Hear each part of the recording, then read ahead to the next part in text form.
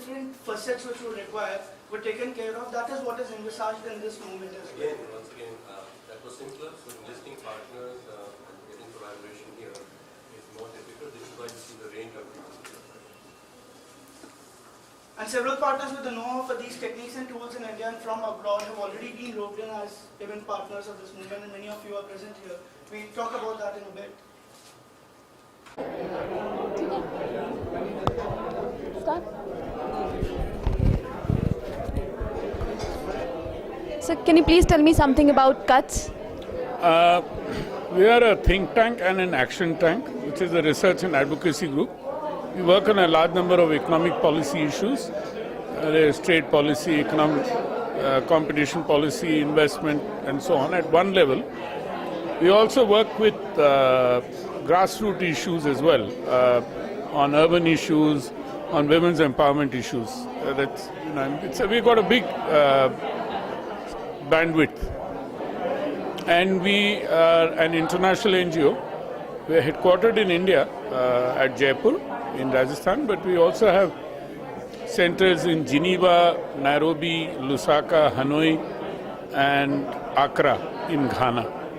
Sir, as you said that you have worked in the grassroots level also, so what do you think is the one basic problem of the MSMEs in India? Basic problem of MSMEs? I think it's an Inspector Raj. By the way, I've run a small-scale unit myself, and I was my company's labor welfare officer and managing director. A very small unit, at that time. It's a superman's job to run a small-scale unit in India. And the Inspector Raj is really very, very sort of retrogressive in order to allow SMEs to grow. And there is a new law, I'm told, to reduce the number of inspectors and have it in a cluster. But I don't think that is being implemented on the ground. So do you think that IBIN will be able to bridge the gap in between the policymakers and the stakeholders? I'm sure. I mean, the way the IBIN concept has been sort of thought about, in order to bring all the stakeholders together through a process of dialogue, and that would certainly help to, not only resolve this kind of problem, but many similar problems in the country. Not that dialogue doesn't happen, but the kind of structured manner in which IBIN has been able to evolve, then I'm sure that it will be a more concrete and more sustainable, it will offer more sustainable solutions. So one of the very big problems of the MSME is that they don't avail the policies that are introduced for them by the governments. So there is a miscommunication.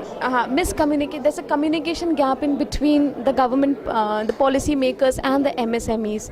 So how do you think that this gap can be filled up? You see, as I explained to you, a very large number of small-scale units, I'm not talking about medium, their owner, proprietors or entrepreneurs are struggling with several things. So we do not even have the time to understand as to what the policy means to them. Only they make an effort to understand something when it pinches their shoes. So that is what you must understand, that there has to be a more proactive approach by the state in order to nourish and nurture small and medium enterprises for several advantages which the sector has. It provides on a per capita basis higher employment. It is our biggest export earner and so on. So I don't know where is the problem. And then of course there is part of the problem also lies on the part of the entrepreneurs themselves, which comes from the Indian DNA of being dishonest, So you can't blame everything on the government. The SMEs themselves can. It's also ignorance. Yeah, not only ignorance, but your own, dishonesty also affects. I know very large number of small-scale units which are set up. People took the money and ran away, and some of the industrial estates in our country had become graveyards. So you can well imagine. So it has to be a conscious effort by the government and the entrepreneurs in order to ensure that they do what they are required to do. Thank you so much, sir. Sir, can I have your business card, please?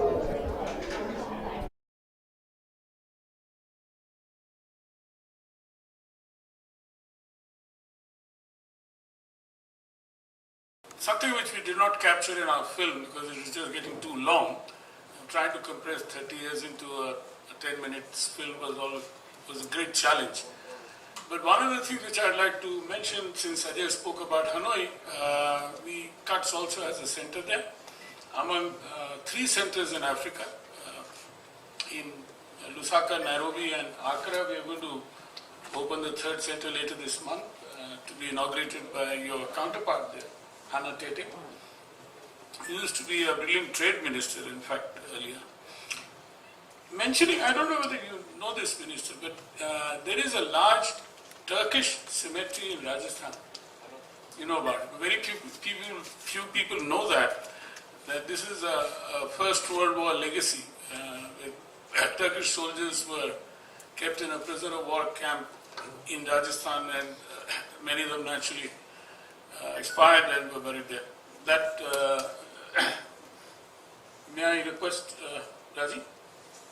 Planned in Jaipur to build a premise, and we are now sending out appeals to as many people as possible in order to contribute a brick or a couple of bricks, if not a lorry load of bricks if you can.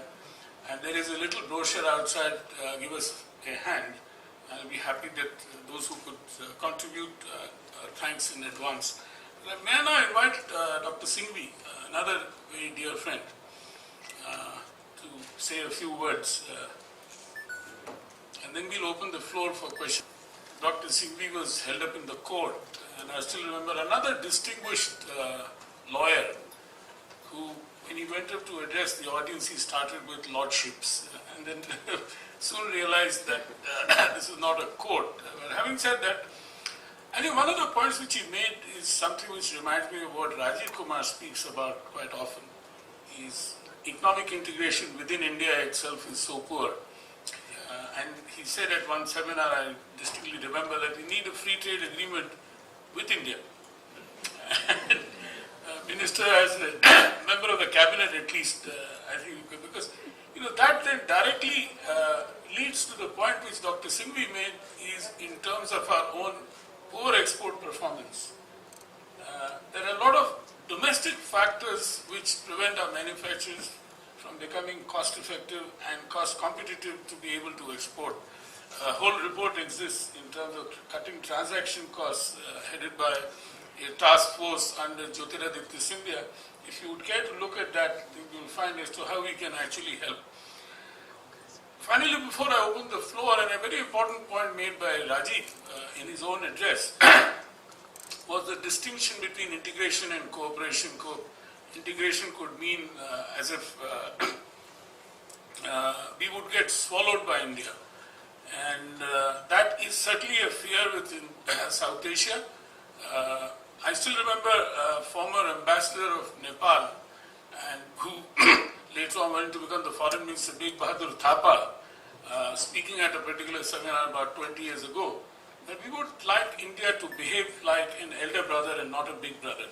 I think that's an important part of the narrative which must be understood, the distinction between a big brother and elder brother.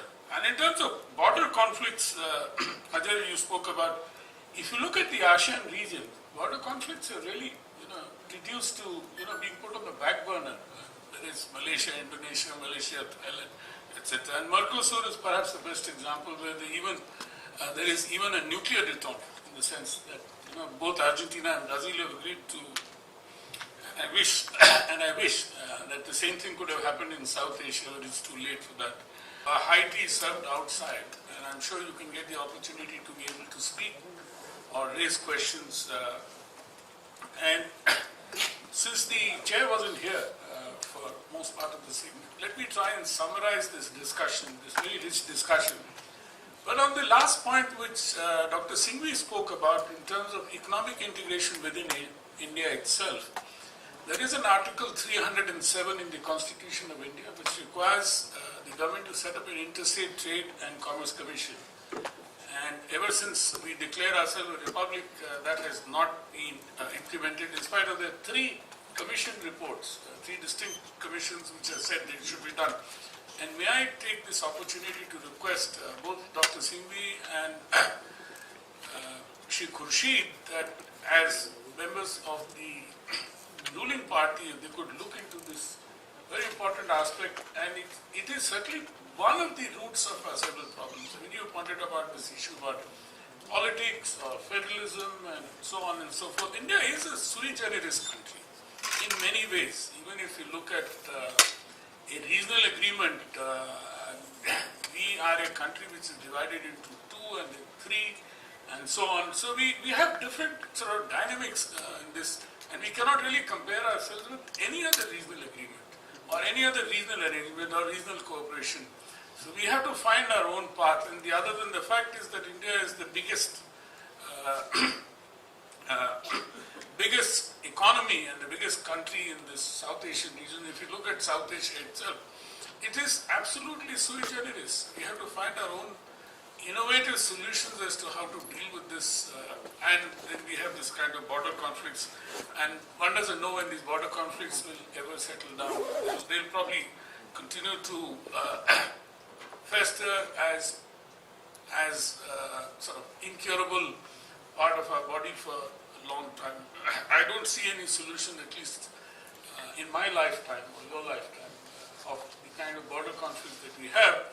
Even on the exchange of little enclaves between India and Bangladesh, where we have an agreement, because of domestic politics, we are not able to implement it. And there is an interesting story about it, but I will not take time to go into why we have about 200 plus 200 little enclaves of India in Bangladesh and Bangladesh in India. I'm just talking about one particular aspect. Now, Sanjeev, you spoke about Africa, of course, as has already been clarified.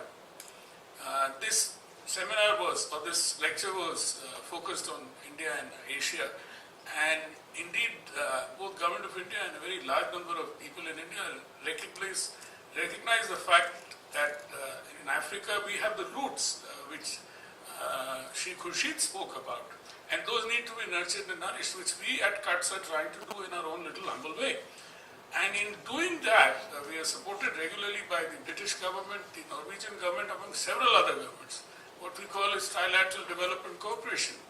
And we hope that the Ministry of External Affairs, which is talking about this Indo-Africa Fund, would also one day be able to work with us.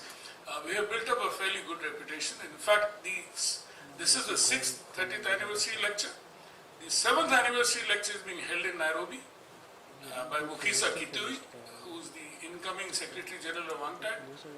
The 8th 30th anniversary lecture is being held in Accra to be addressed by Hannah Tete, who is the Foreign Minister. So we are doing a lot of work in Africa, and as Dr. Singhvi suggested, we'll do a special event on India and Africa.